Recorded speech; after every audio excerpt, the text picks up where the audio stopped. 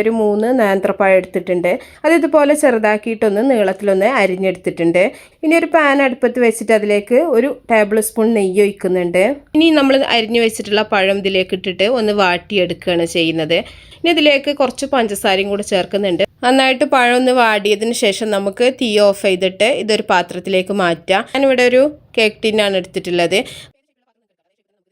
ഇനി അതേ പാനിലേക്ക് തന്നെ കുറച്ച് നെയ്യ് ഒഴിച്ചിട്ട് ഞാൻ 1 ഗ്ലാസ് റവയാണ് ഇട്ട് കൊടുത്തിട്ടുള്ളത്. ഇനി ഒരു 2 പിടി തേങ്ങയും കൂടെ അതിലേക്ക് ചേർത്ത് കൊടുക്കുന്നുണ്ട്. തേങ്ങയും കൂടെ ചേർത്തിട്ട് നല്ലപോലെ ഇതൊന്ന് മൂപ്പിച്ചെടുക്കുന്നുണ്ട്.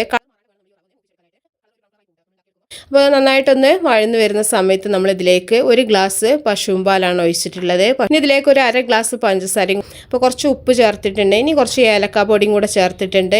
അപ്പോൾ നല്ലപോലെ ഇതൊന്ന് വിട്ട് വരുന്ന സമയത്ത് നമുക്ക് തീ ഓഫ് ചെയ്തിട്ട് നമ്മുടെ പഴത്തിൻ്റെ മുകളിലേക്ക് തന്നെ നമ്മൾ ഈ ഒരു റവയുടെ മിക്സും കൂടെ ഇട്ടിട്ട് നല്ല പോലെ ഒന്ന് പ്രസ് ചെയ്തിട്ട് നിരത്തി കൊടുക്കുകയാണ് ചെയ്യുന്നത്.